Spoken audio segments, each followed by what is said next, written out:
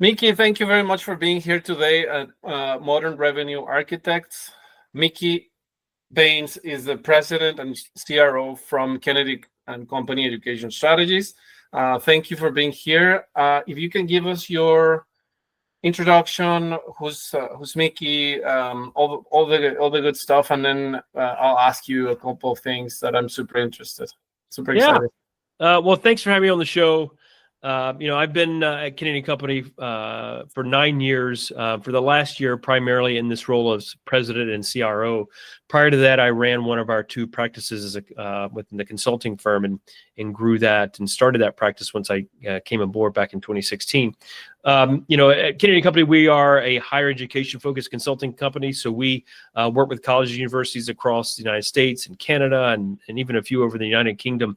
Helping them look through their various strategies that they're looking to, could be increase the number of new students that they're rolling, retaining more students, looking at new types of programs and delivery models to help them thrive. It's a chaotic time in the world of higher education these days, and so we spend a lot of time, and we have 45 or so full-time consultants and about 8 or 9 part-time consultants at the firm. And my role, as I mentioned, when I came in 2016, I started our CRM service line, which became a practice helping schools implement technology for their enrollment purposes. And then we grew that. It became our biggest type of service line, became its own practice. And then last year I moved into this role as President and CRO to kind of work here at the company to think more holistically how we bring our 2 practices together, look at the various service lines and bring them together to provide a more comprehensive set of services for our clients. We have, about 100 at any given time live clients. Colleges, universities. We've worked with over 250 since we founded the company back in 2013 when it was founded. So, that's a little bit about me. Outside of work, I work. I'm one of the few folks who feels really fortunate that the work that I do is my paid work and my hobby. A lot of people have hobbies. I have this, and I love to spend time learning and thinking and trying new things within the job, even when I'm not on the job. That's just something I've just always done. I've loved higher ed. I worked in higher ed for 12 years before I started consulting in the space. And so this really is what I would say my calling. And so I spend so much time thinking about it, working with our clients, trying to find new ways to help them grow and thrive. And I'm just really fortunate to have a job like that I love. I really like that, and there's so many things I want to ask you. One of them being the CRM. Like, I'm very curious on what are some of the key aspects on a CRM that differs from any other industry for higher education. That's something I'm interested in. So I would say first the thing, if you're not in higher education, one thing you want to know is higher ed's usually a few years behind every other industry. So they move at a slower pace. They're a little further behind. CRM, in most other industries was initially started to be this sales tool to help kind of track and monitor all your clients, prospective clients, your deals in the pipeline. And over time, higher ed adopted it more for prospective students that are raising their hand to inquire with the institution to go through that application process. Now it's used very heavily in the efforts to understand a current student who's already enrolled, understanding their journey when they might be at risk of getting into academic problems and keeping them on task and for graduating in that 4-year period or 2-year period if it's a 2-year school. It's a wonderful business. You can't really operate and do the work of enrolling and supporting a student today without technology. And so I really say from our side of it, we don't see ourselves as technologists. We see ourselves as enrollment managers, as people who are former coaches with student success coaches to help them get through. And we just happen to apply our consulting through the lens of technology to ensure that we're not using technology for the sake of using technology. We are helping enroll more students or retain more students, and we're just using technology to help and do a better job with that. And so that's really our focus there. I understand that there's a consulting component in the business. And there's a SaaS component as well, based on everything that you learn from that industry and all the pains. And so the not only the faculty is using the CRM, but also the student themselves are using it for retention and so on. Yeah. So the students might be using it, when they're first enrolling. You're using it for their online application that they're submitting. Once they're enrolled, we're using a CRM for them to help kind of set up appointments for with their if they have academic support with the faculty advisor. They might be using it. That's generally a lot of times we're building a student portal. So they might be logging in to pay a bill, to connect, find, and register for courses, that way. So there are multiple kind of features. I would say in higher ed, that type of use case for the students is growing quite rapidly. It was already growing quite rapidly before this whole world of AI really hit us, and now it's just expediting the amount of growth, the types of use cases that we have with technology. Those are starting to grow at a more rapid rate as well. Yeah, that makes sense. For let's say, who's your stakeholder when you go into this into the colleges and universities? How can you get to them, and how do you provide value and get them interested on your system? I'd say it's a lot of our success, especially on this CRM side of the work. So our stakeholder might be the chief enrollment officer, or might be a vice president of enrollment, might be the title, the CIO sometimes as well. But we do better with that enrollment officer, mainly because we understand more clearly than a CIO does what that enrollment officer needs to be doing to ensure that they can identify the right prospective students, to get them to the point of application, to get them to the point of decision, and then depositing, which means I'm going to give you however much that deposit is, say I'm coming in the fall. Going through that, we understand that quite well and present well with that audience. Now, what I would say is probably a little different for us. Yes, there's in a CRM implementation, there's a scope of work that we have to present, and says, here are the, 200, 300, 1,000 different things that you have to do in the system to get it set up. But that's actually not the most challenging part of the work. And I don't want to minimize the technical build, because it is challenging. But realistically, that enrollment officer wants a new CRM, not to have a new CRM. They want a new CRM because they need to do something differently in their enrollment outcomes. Technology in itself isn't going to do that.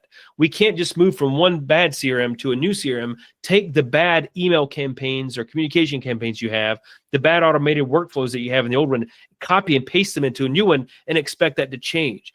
What we have to do is understand, if I say I'm a chief enrollment officer and I need this new CRM because I have to improve our conversion rate from inquiry to applicant by 15%.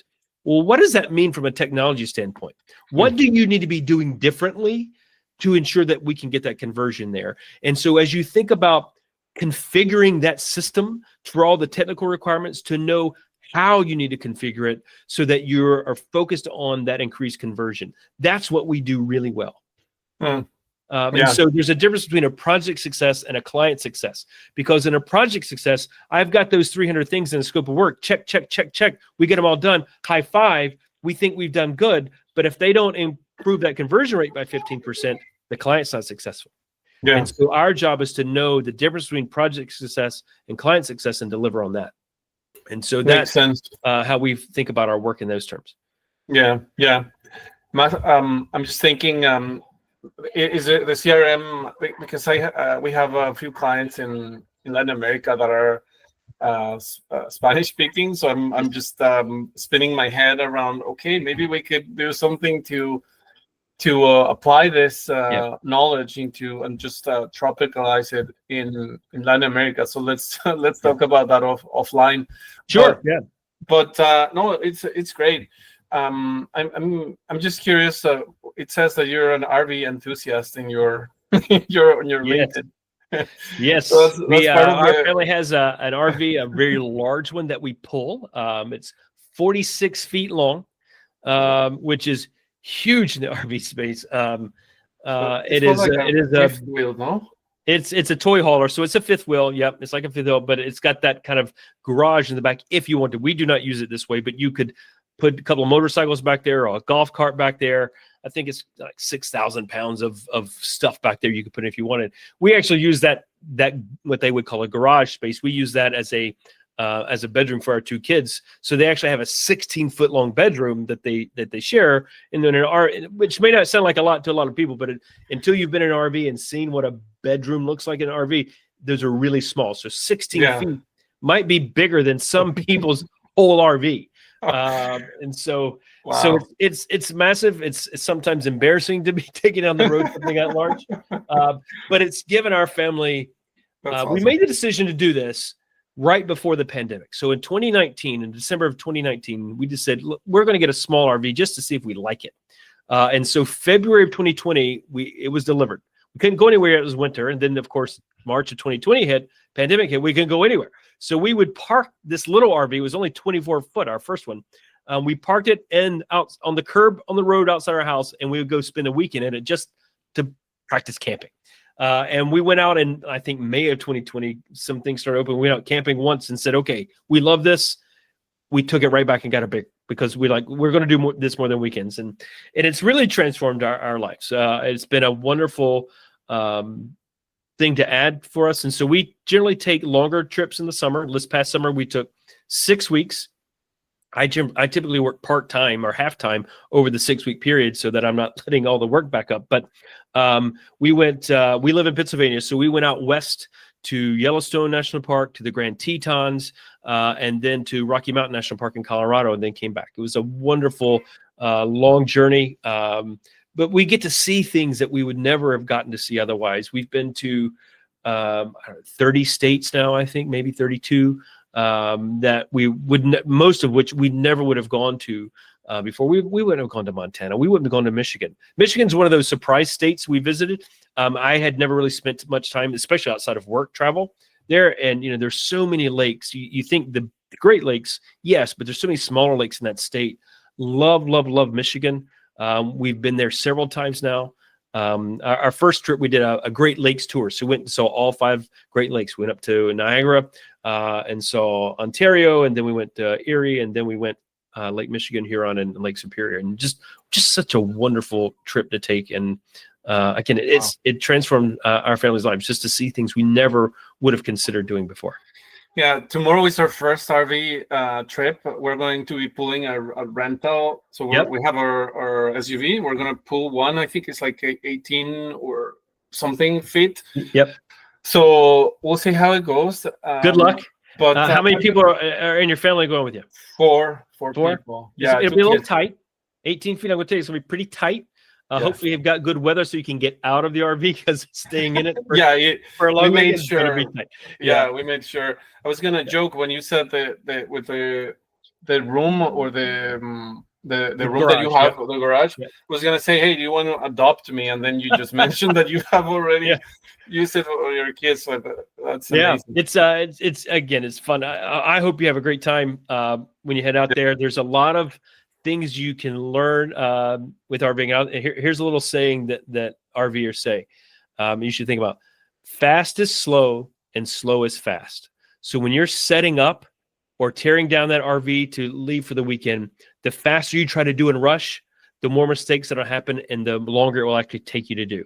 So write down the things that you need to do, set up, have a little checklist, go through them more intentionally, a little more slowly, and you will see that it happens faster.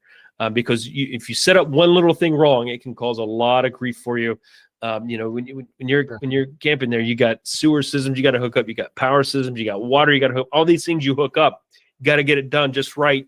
And so doing that slowly with great intention will help ensure that you do it right, safely, and save yourself time. We'll do that. I'm done with tents. So many Yes, I'm done with it. I've done it so many times. So I'm done with it. And with that, let's So I will tell you something that will pivot back into the conversation around the higher ed. But I planned a trip on GPT, and I said, hey, I want to go to the Grand Canyon. I want to go to Austin, whatever. So from Niagara, whereabouts I live, right? So, but I don't want to. I don't want to drive more than 4 hours per day.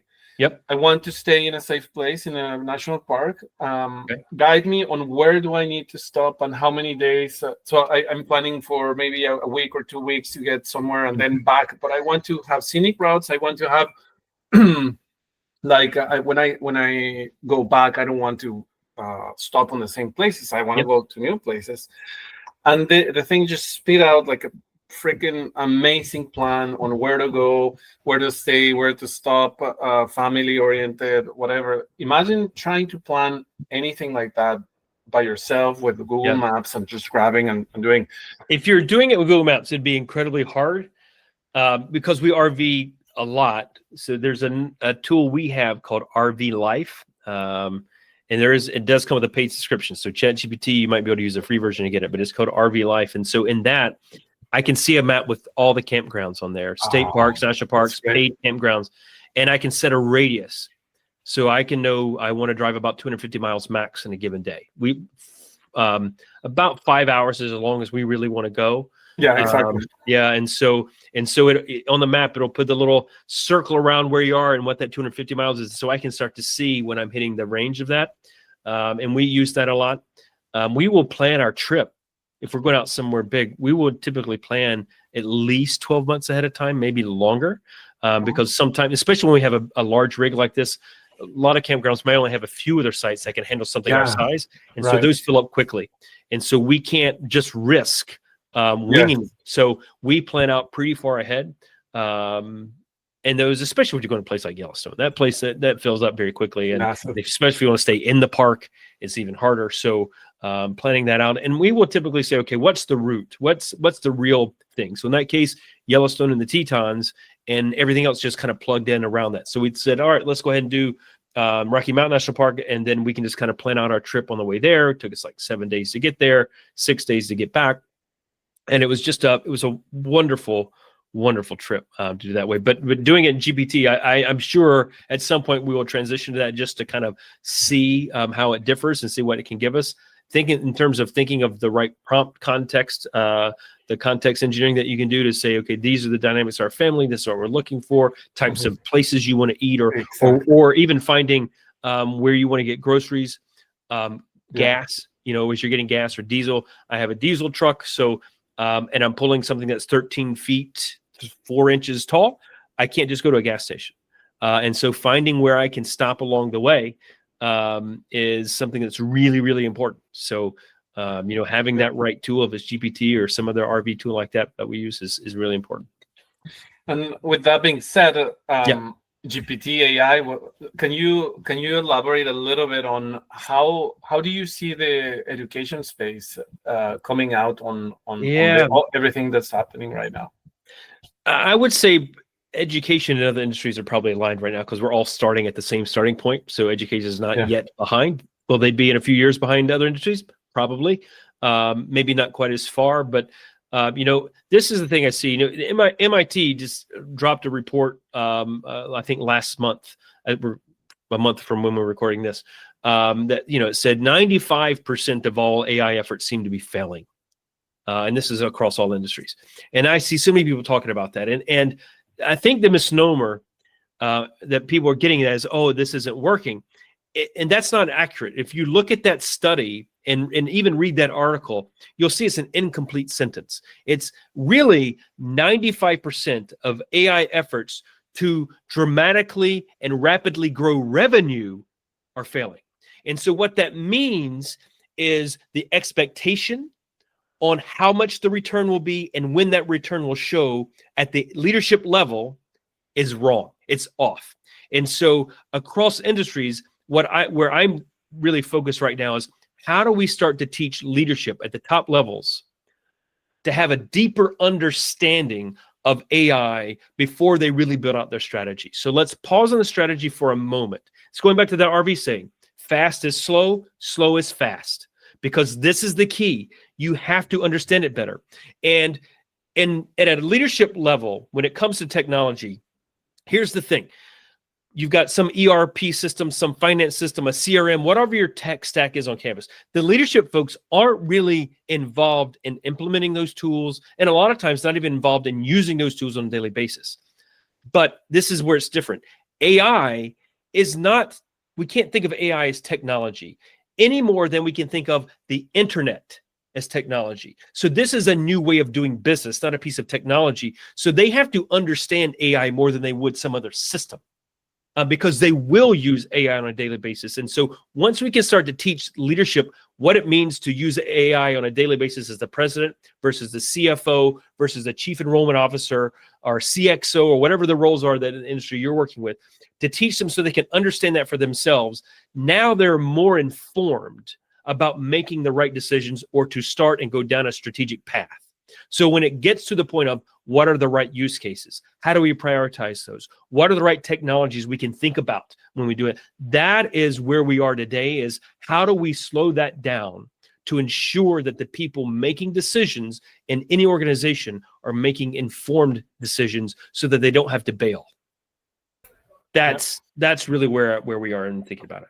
Love it. And with that, I want to close it, but it is a garbage in, garbage out. So if they learn how to use it, it will make them a very profitable and thriving